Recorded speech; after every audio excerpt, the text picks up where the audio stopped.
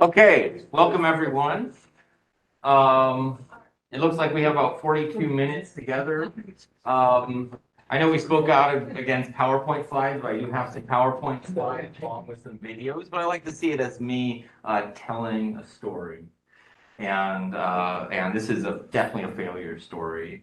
But also, like the professor I worked with in order to do this paper election game called it a success. So I split the difference and say it's a failure or something like that. So I guess part of my story is my unusual who I am. I guess I'm a associate professor of German Studies and Film and Media Studies at the University of Cincinnati. For those who speak admin speak, I'm 51% German Studies, 49% Film and Media Studies. And this makes sense because I used to be an archivist and subtitler of East German film. There's me with, I think, Das Luftschiff in a bunker in Western Mass, about 50 miles north of us here. So there, I did a lot of work on sort of not only ideology, but also the way in which everything that we thought was set in Cold War culture, our stereotypes, our images of our head, of the communist, the Eastern Bloc, are all kind of wrong or have something off about them. At the same time, that you get exposed to how completely fragile our systems are of preservation, of teaching, of research, and all of these things. So I really am grateful to be able to talk with you today because I understand how temporary and fleeting all of this is. And it's partially my humanist background that I think helps with that. I became a game scholar really sort of proper in 2011 or so when I went to some film and media studies panels and listened to what they were saying about games and thought this is all wrong, they are incorrect. And my first book with Bill White was Immersive Gameplay, Essays on Participatory Media and Role-Playing. It's about 10 years old now. It feels that way too when I read it. But 2 years later, I co-founded a journal called Analog Game Studies, which is very successful and has a publishing contract with ETC Press, and we do lots of sort of reformulating the boundary between what we consider to be the analog and digital gaming. And the term analog gaming only exists because digital games shut us out. So we had to reclaim that. Then I'm also a coordinating editor at the International Journal of Role Playing. Why is that? Because role playing is my thing. Here are just two of my games, Diamond 20, which is forthcoming with a publisher later this year, and Slayer Cake, my gay heavy metal LARP. And these are just like I have over a dozen of these different kind of designs, some of which are just PDFs for free on a website somewhere, and some are proprietary, and some are part of collections. And I'm just very agnostic about where my work should appear. So there you go. I'm also a LARPer. This is me in a game called Inside Hamlet 2015. This is the very first new run of this game where I was playing the boss of the guards that you know from the beginning of Hamlet. I was an invented character. And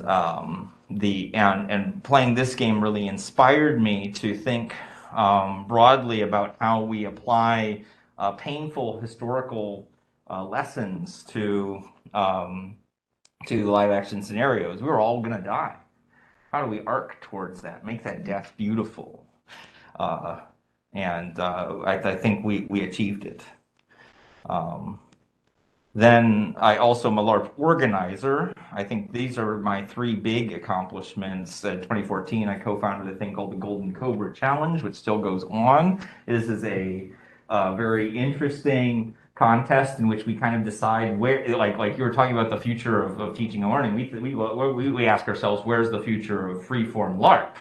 And in 2019, we said, oh, online, even though we didn't know what was happening. And then 2020, it was still online. In 2021, it was still online. And we'll get into that. It actually factors into the story I'm telling.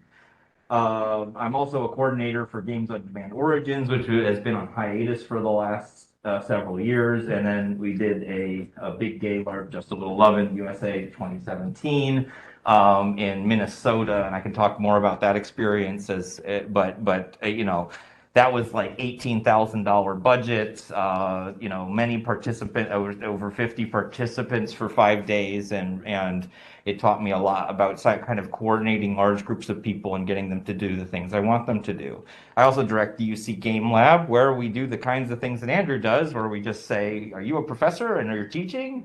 Let's figure out what we can do to gamify your class, but also how can we, you know, develop it in whatever direction this game needs to go. Do you want to commercialize it? Do you want to just have it available for the next time you teach the class? What do you want to do with this work that you've done? So some premises for my thoughts today. Adult pretend play, right? Beyond LARPing, live action role play. Adult pretend play is very ancient. It's synonymous with storytelling.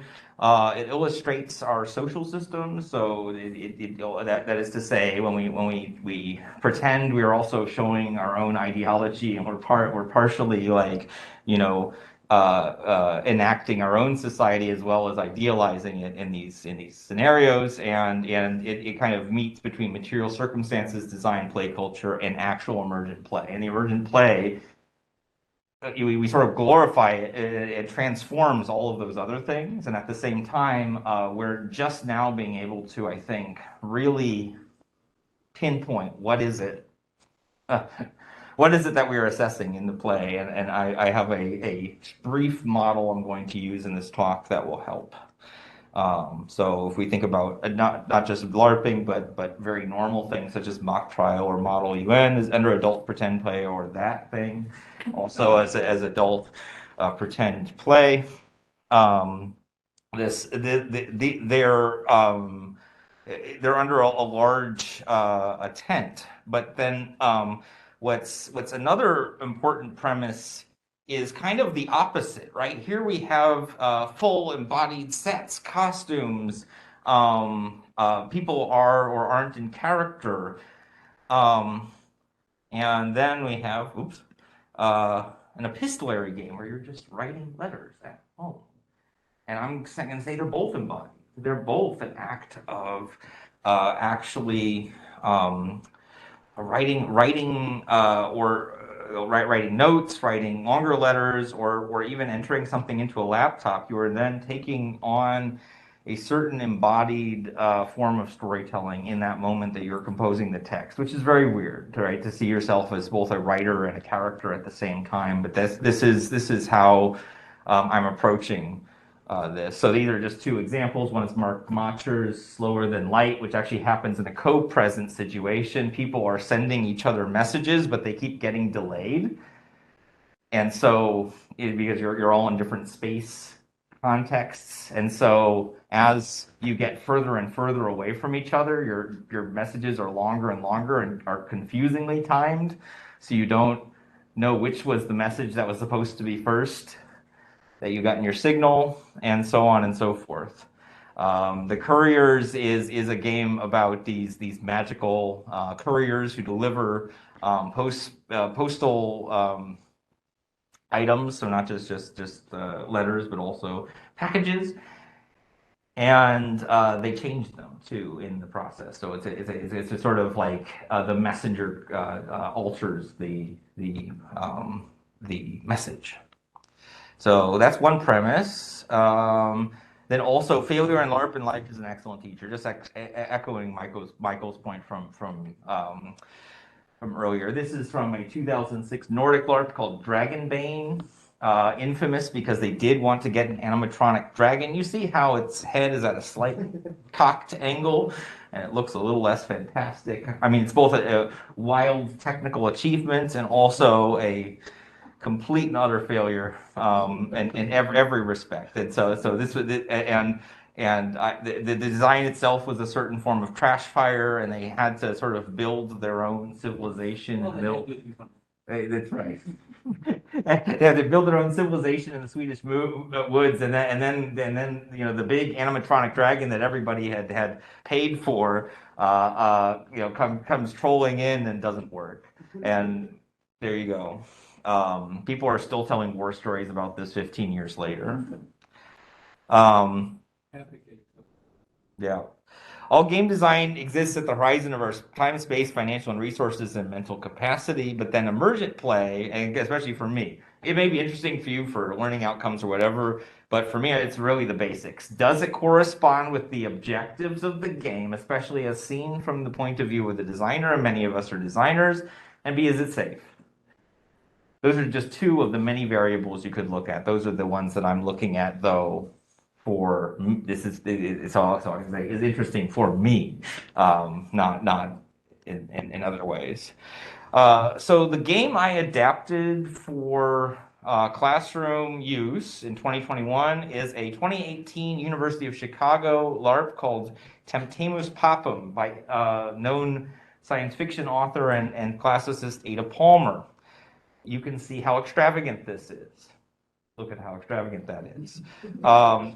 This is an apparatus where I think they had at least 70 players plus plus like TAs, support staff, catering, name tags, like just absolutely extravagant. And in fall of 2020, we're all online. We're trying to figure out what to do for the spring. And these materials were delivered to me by my colleague, Dr. Susan Longfield Carr, who works on the early modern period in a history department. And she said, I know you're a LARPer. Could we run this LARP but online somehow? And I thought, okay, let's take a look at these materials. Well, I get this giant OneDrive data dump of just hundreds of pages. Different characters, different subsystems. There's a debt subsystem. There's a military subsystem. There is a assassination subsystem. There's a spying subsystem. All this kind of great political intrigue stuff. And I thought, my brain, again, think fall 2020. I was like, my brain is overloaded. I don't want to do this. I'll do it if I can not do that. and so that's what we did. We both sort of decided very early on this is an over-designed game. Again, no offense to Ada Palmer, and the University of Chicago context can't be denied. I don't know how much this cost or what how they could get these lavish costumes. University of Cincinnati is a public urban university. And we just don't have the kind of resources to do that sort of thing. So we took the materials and said, well, what can we do with them? We came up with the 2021 UC Papal election game. And I'll just give you, this is a chunk, not the full video that I did as part of the introduction. Of course, I am a LARPer. I have to dress up a little bit at early modern. And here goes.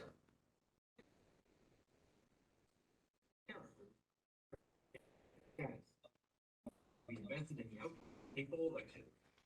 Next 8 weeks, players will write in-character letters to other characters and upload them as PDFs to shared folders in Microsoft OneDrive. We'll initiate brief video message exchanges over the app Marco Polo to discuss letters.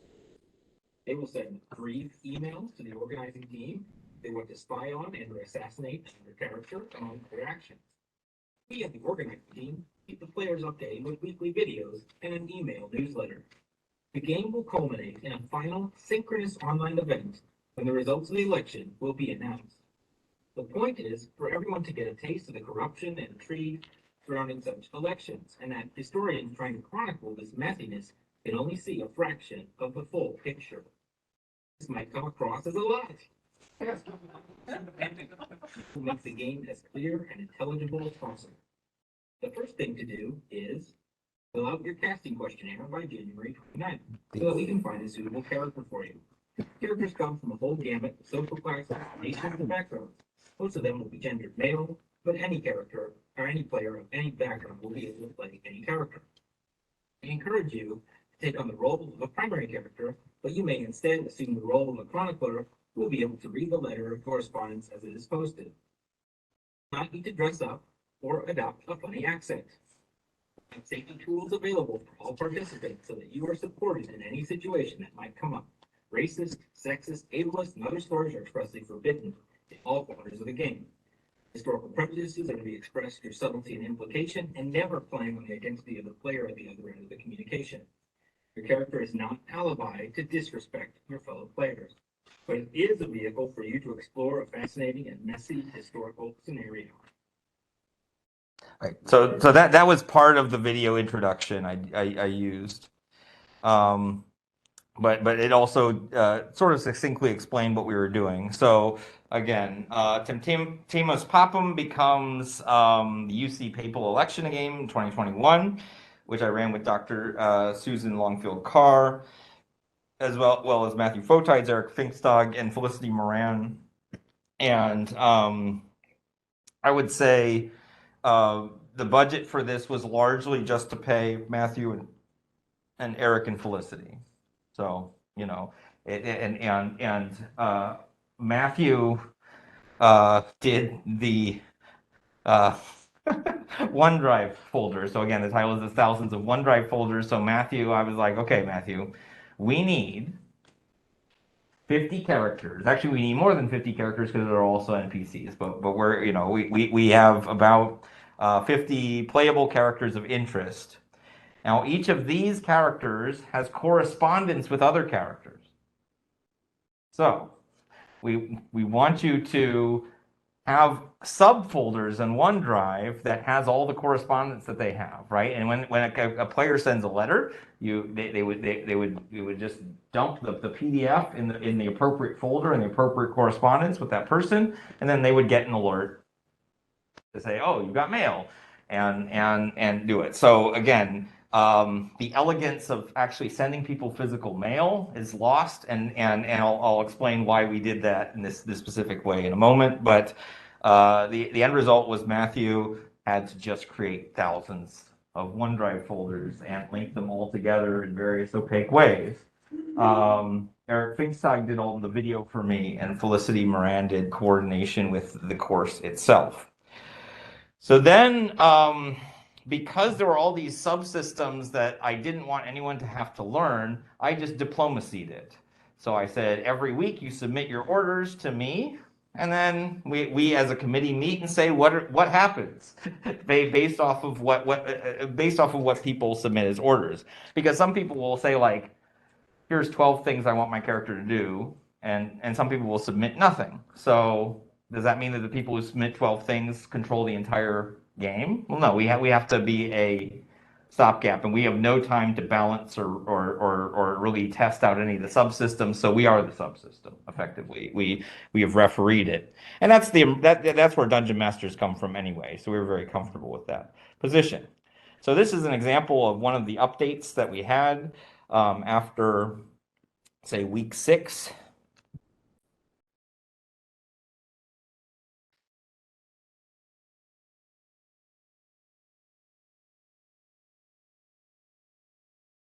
Hello, and welcome to the UC Papal Election Game Week 6 update. Thanks to everyone for reinvigorating game activity this week. It really helps the overall experience for everyone.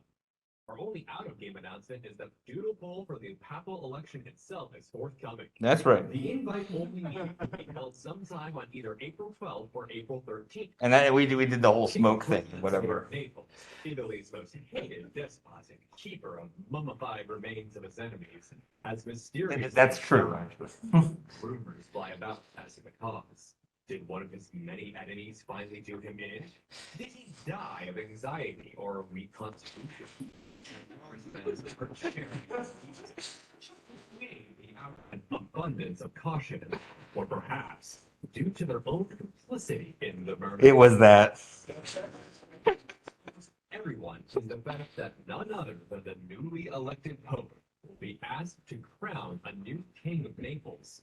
The royal lineage there is complicated, to say the least. And likely choices would be King Charles, King Ferdinand, or Alfonso. Right, so then they have now fodder to scheme. King Charles of France marching four of his armies past Florence, directly towards Naples. Two French armies remain camped outside of Genoa. Two armies in Burgundy have now moved to Nantes. But this is all like macro level, sort of political stuff. And I wanted them to also remind themselves that they're characters, that they have their own internal lives, that they've read, they've read several pages about their character. And so they have also personal questions they are answering in a diary each week about their own character's feelings. So is, as the political environment gets more volatile by the day, who does your character trust? Would you lay down your life for them? Would they do that for you? So I have loaded questions every week that then they diary about in character. Is the short summary of that design intervention. So got some loaded questions, but otherwise when they do anything, they had just send some stuff to an email account. So we've got this kind of passive letter swapping thing with some brief video chat if people want to scheme, because we wanted to make sure that people could remotely scheme, but not have like a big group chat or some sort of weird thing that's completely ahistorical. And I mean, it's all ahistorical, but we wanted there also to be no record of it. Right, so that then we'll get to the learning objectives. That then what happens is we're producing the history of our papal election through primary documentation. So our objectives were pandemic safe play and adapted to pandemic teaching realities, by which I mean very low student engagement, very tired everybody, and so that you are sort of asking people to do this role play, but it's actually not that much work every week, right? And the big picture affected by everyone's little actions is somehow more interesting than everyone's little actions, and so it's not a heavy lift for everybody each week. We wanted to produce primary documents as well as events for others to analyze. The events would then be concentrated on the videos. If it wasn't said on the video, it didn't happen, and then otherwise you have letter documentation of people who sent these letters back and forth to each other in the OneDrive folders. And then that was what we wanted to teach, was that the 1492 papal election was a shit show. That it was very much not about just Catholicism and those values, but a real conflation of petty economic interests, grand imperial designs, and everything in between. Just and that there are many different people with different interests involved. So then, what happened in the game? Well, I have my own rubric to assess emergent play by way of this, and I'll just sort of walk us through the emergent play instances by way of the rubric, which it can all be found in this particular spot: emergence, iteration, and reincorporation in LARP on the NordicLARP.org website and in the 2018 Knutepunkt Companion. I got out sort of four forms of emergent play. The first I say is cultivated emergence, which is a classroom role play aligns with the intended theme and curricular outcome and is safe. In this run, again, our intention was the 1492 papal election was a total mess of politics, religion, economics, and personal vendettas. And so what we found, we had some spicy letters exchanged, but we wanted to like spicy, but with that like level of historical distance and reserve. We didn't want a big FU letter. We wanted the FU that was written in flowery 15th century prose. Armies removed, religious points were debated in letter correspondence. That's all well and good. Then we have what we call uncultivated emergence, where roleplay aligns with the intended theme and curricular outcome, but has unexpected player-created content and is still safe. So this is, for this game, this was when, again, we wanted all of the players to be involved somehow, and what we found in this, and again, this is like an unintended effect, but it's not outside of the boundaries of the game. It's just that we had several players become super participants who are writing over a dozen letters per week, engaged in Machiavellian power play, and this is the vast minority of the students. most students wrote 0 to 1 letters per week, and possibly the diary entry. So, did I solve the student engagement problem? No, I did not. Did I activate a few students intensely? Yes. We'll get to the other people I activated too in a moment. Then we have divergent emergence, which is classroom roleplay does not align at all with the intended themes and curricular goals, but at least it's still safe. The intention, again, undergraduate students are the primary participants, but the problem we were facing with this was that we needed a lot of NPCs. A lot of them were playing the big power players, and they got into the role play so much that we had to be like, whoa there, full professor. And I'll get into that also. Yeah, no, I mean, and that was really fun, right? Like you know, if we want to say about well, we were breaking down hierarchies, right? We had the undergraduate students as the main papal election candidates, and also as sort of the main like deciders in the election, and then we have all these other professors and graduate students across the university who are just playing like, you know, various influencers who are like, I want, you know, like the Sultan over in the Ottoman, you know, Sultanate, and you're like, okay, that's there's the Sultan, and then there's, you know, the King of France, and there's Isabella in Spain, and all of these kind of colorful characters, but that I had to like in advance say, you guys are there to provide play for these undergraduate students who are in the game getting the grade. And that's where you get to unleashed emergence, which is classroom roleplay may or may not reflect the intended goals, themes, and curricular goals, but it doesn't really matter because it's not safe, right? And let me tell you, there is lots of very thematically appropriate unsafe play. It actually is quite common. It's what we have to deal with LARPing. So our intention was that we wanted to remain as impartial as possible, but we're going to privilege the undergraduate student player experience. And then I had a faculty member, again, tenured professor, lash out at us after the game due to not having enough agency over the game's outcomes, despite the fact that they were just there as a, you know, an authority figure, right? And not as a proper player in the game. This I found, again, extremely interesting because I'm like, okay, we've activated all these folks through play. And again, it's like all the pandemic frustration, aggression, isolation.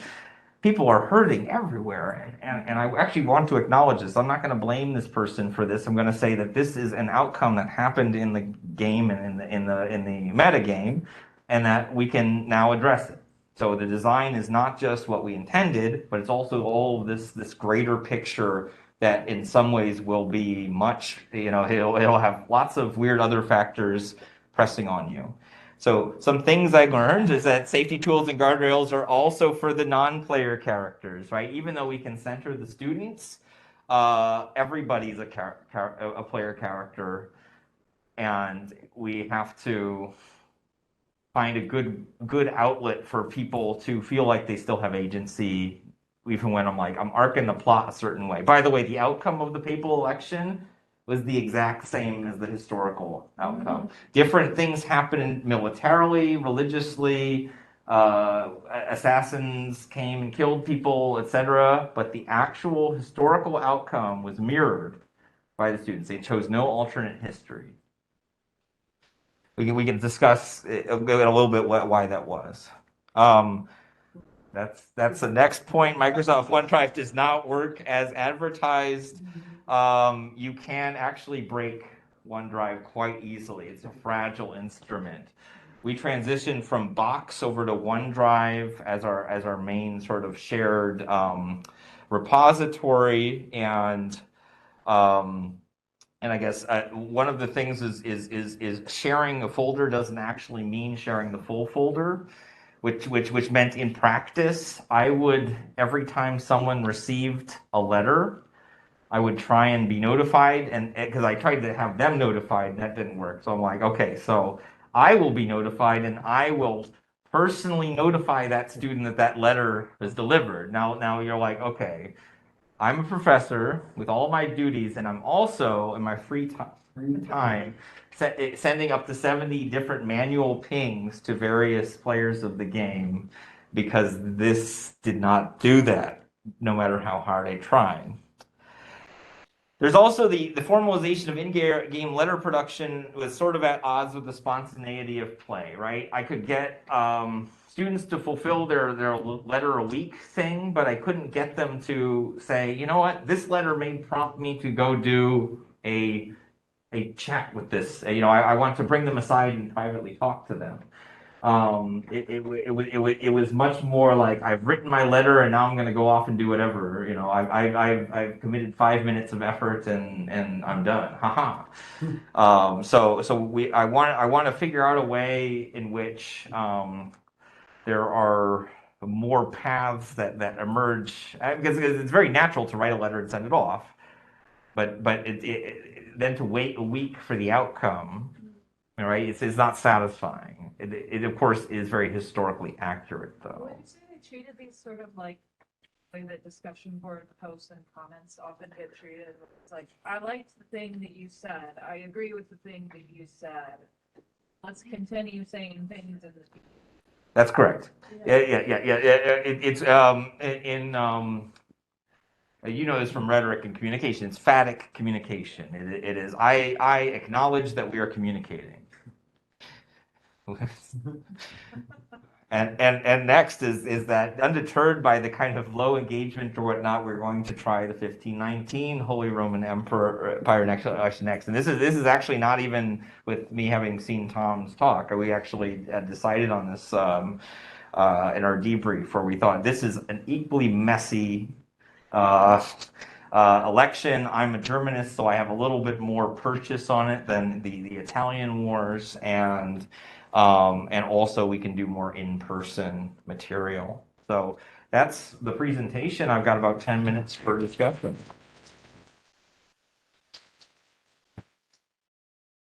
Touched on just a little bit some of the challenges for you as the instructor, but I appreciated that you talked about like what does pandemic conscious teaching look like, not just in terms of modality, but also mental resources that people have to give. But it sounded like that conversation was focused on mental resources that students have to give, and I'm wondering if it was pandemic conscious for the teaching faculty as well.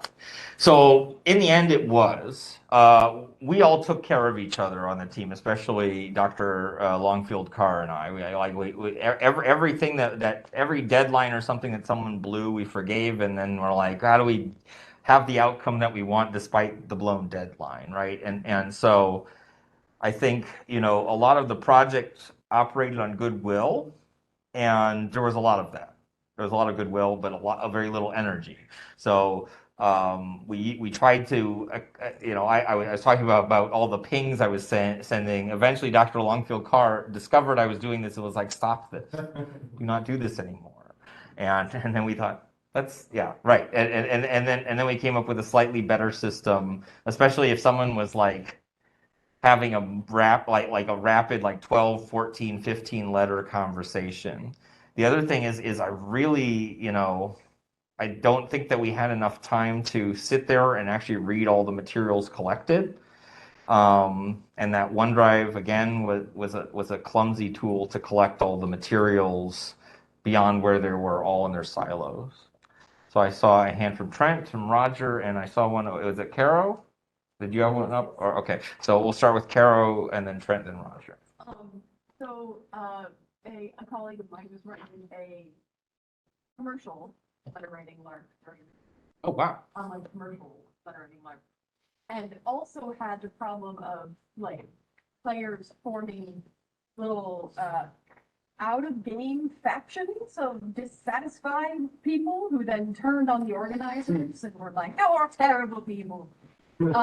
I guess, like, you know, what sort of guardrails are you going to put in place so that you don't have that same outcome of like just the strange factionalization and turning on organizers that tend to happen with everything ever. Right, and Yeah, and to watch when that happens, I think it's also a timing issue, right? When do they have their problem? How long are they given to stew on it?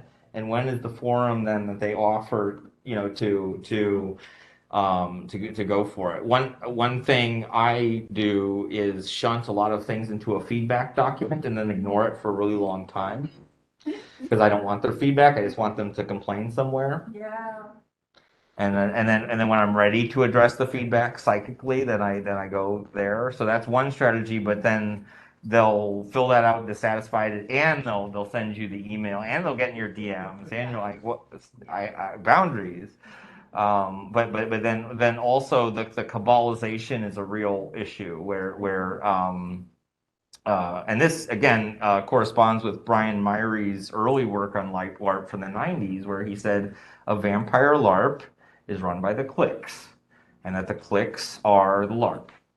So who has what social power is the only thing that matters, and that's that. To some degree, we were also in, in that situation with this, where we had a number of different powerful faculty who are also playing powerful royalty, who are then probably when given enough stakes in the game.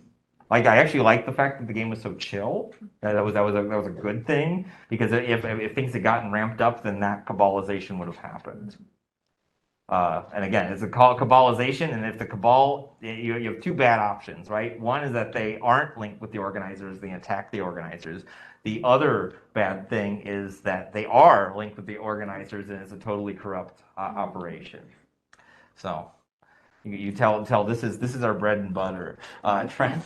Yeah, so I did something similar where I had an async role play game going using Slack. We have to use Slack, not Discord. Mhm. And I think that might be a useful way too, because players can open up direct channels between each other. We set open a room for people to talk in character or out of character, and the out of character can also be anonymous. Like if someone could just say, "What the fuck is going on here?" But the results were really, really eerily parallel, and then I got a lot of engagement from a handful. The GMs, who were all students in game design, were all super engaged. But then there were people who were just checked out, and a lot of them said, "I wish I had more brain space for this," Right. because there's a lot of moving pieces, and they have 4 or 5 other classes, and their instructors, those other classes, maybe had even more confusing class designs, right? So it was just one whole thing. So my question is, because I want to do it again, because it seemed like there were some really interesting things that come out. Of the 11 million different variables during COVID, how do you start to identify the ones that are purely, this is just COVID weird brain fog, versus like, no, there's something central to the design of this that is keeping players, bouncing off of it? That's a good question. The question is there something, is there a way that we can sort of isolate the variables we can improve in the design rather than attribute lots of its weaknesses to general COVID issues? Andrew, you have a comment So I there? was just gonna say, run it again. Yeah. But like, Yeah. I've seen so many people go, don't know, so many variables, can't predict, not even gonna try. A/B test, run it again, Yeah. see how it goes. Yeah. So, and this is actually a main thing with a LARP, is that LARPs are almost always proto games. They're not really full games because we don't play test them enough.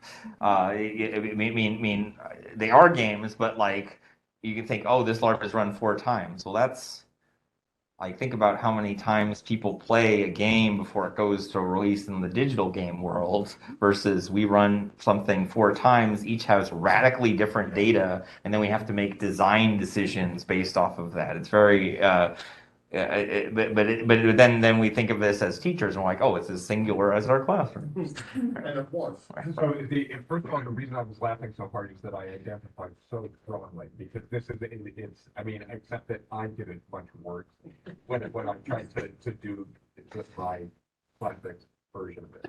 In any case, what I'm fascinated by is the students who engaged, not the ones who didn't engage at all, but the ones who engaged just a little, and what you were able to gather about their learning outcome. So I think what the diary entries helped, right? Is just having a non-stakes environment where you just say, how is my character feeling? And that then those are also feelings that can be read by historians. the historian, and there were that's a key element I didn't mention. There were players who were playing in Ada's version. They're like the constellations or something like that. But the idea of the stars sort of looking down on them, and they have no role. They just have access to the entire back end of the game, and can read all of the written the written correspondence and make their own conclusions, and then from there write the history of this of this papal election, right? From what they have, from what remains, right? And the idea being that you as historians don't have everything, you have very little. And so you're going to go off of what you know from that environment.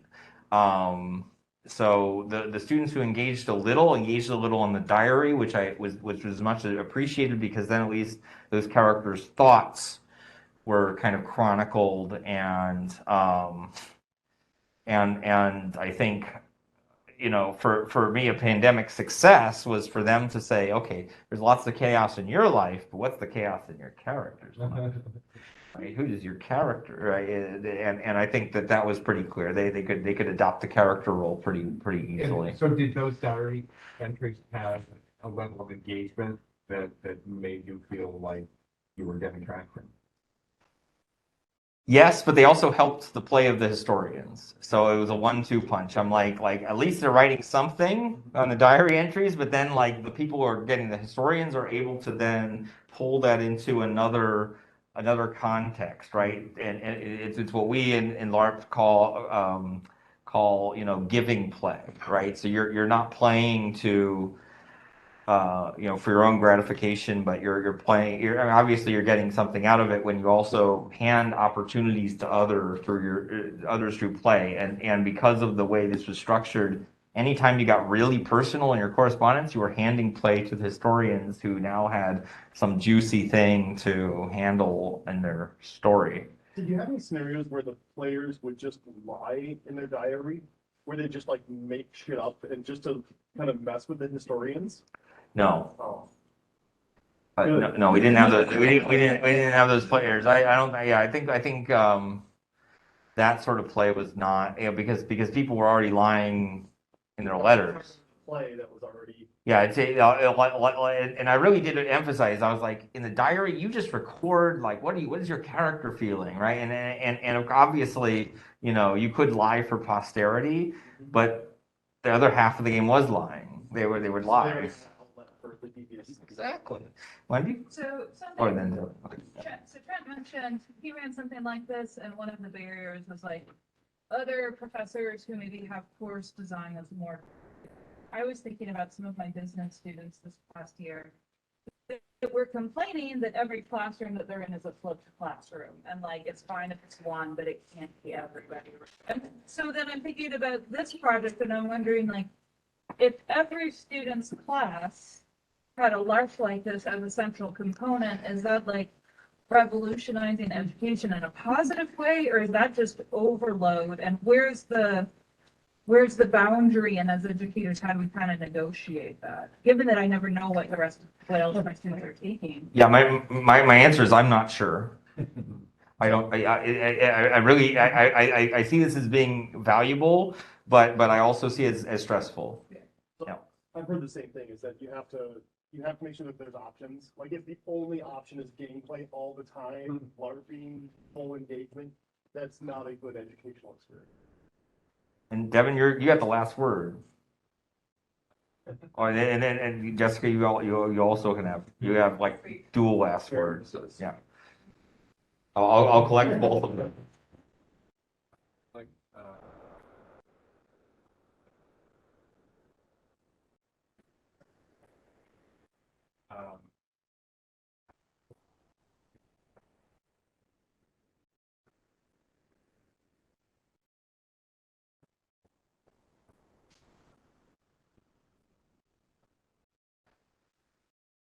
Oh, it was something I like text output. Yeah. So there's literally nothing in, like, say, a Call of Duty space to limit you from slamming on your headset and saying the N-word real loud. And that actually is a strategy of Nazi recruitment that we know in those spaces, right? Is for people to fill the oral field with slurs and then see who's echoing them among the players and then lead them along. So that in video game spaces, you know, you could like there's no magic bullet there, but it you know, especially with things like Assassin's Creed or Call of Cthulhu, where they're taking place in historical spaces, and they're like, and now the relations are different, and women are in a, you know, subordinate place, and all of these different kinds of positions. It you know, I would say my blanket answer is put it in your tutorial, put it early on, and make it so it's part of learning how to play the game. You know, is also learning that you are not participating innocent and can do whatever you want. Jessica? Yeah, my students say the same thing. They're like, we are overloaded with projects. Everything is project based. And part of it's like, yeah, that is going to be a huge part of your life, and also you're so burnt out. Figure out like what their own rhythm is at any point. And so I'm wondering what your onboarding process was. Like my students looking at the syllabus, like it doesn't actually really talk about what the format is, or the format is kind of the same for every class. And so they don't really know what they're getting into. Like, did your students know what this is going to be like, or was there a process in place for how they might spend their time? I'm getting exhausted just thinking about how much talking about time management it would take with my students to facilitate something like this. The general statement was we released information about the game way before the game, so they knew the general outline of what they'd be asked to do and that they'd be graded on it at the very beginning of the semester. And the grades that they got was mostly for participation. Did you send letters? Did you write in your diary? Good. Yes. Excellent. Right. And the historians had a bit more because they really did have to build chunks of history. But yeah, they had like 3 weeks or so of prep time in which I had communication with them. I was able to say, again, this wasn't my class. This was, you know, Dr. Longfield Carr. So she really gave me, you know, the space to come in at any time saying I'm the event manager. And that's the other thing I recommend. You should not run your own game because you have to teach your class. So you should have a helper, and they should ideally be paid. We're back to infinite money. Yeah. Yeah, I mean, it's kind of true though. But I mean, like, it's just one of those things where you know, if you're running it, it's two different hats, being the professor and the game organizer, because the game organizer is going to get different, you know, targeted communication than you as the professor, and the professor has to, like, you just have to support each other in every way possible, because, you know, they're relying on you to provide engaging student experience, and, you know, you're relying on them to give it for you to have enough space to let the student, yeah, to onboard the students, as it were. And part of it was, and the main thing was just to be like, don't panic, you're fine. You just do these basic things and you are participating. And it actually took a couple of weeks to actually get the students into a proper rhythm, but that's acceptable. Yeah, so it's how everybody learns. So. Quick thing to add on there. So I've got the opportunity, if others you do too, I run it where my GMs are game design students who are doing an independent study with me. So either with Professor Dave Simpkins, who's over an IGM, or with me, I build a syllabus around how to be a good GM, how to give players meaningful choices. And they don't have any idea of what grades the students are getting. That's all through me. So I'm managing them as independent study students, and I'm managing my class as that group of students. And then it's a nice division of labor where I'm sort of still can control the game at some level and help the GMs through problems, and they get their credit, so they're not doing it for free, but they're getting something out of it. And then the other students know if they got game questions, that's the GM. If you got class questions, you come to me. So that's just something that you may think about if you're deciding your own Yep. experience. Yep, yeah, just really differentiating them, even though obviously the professor supports the game. That is all for us, so thank you so much.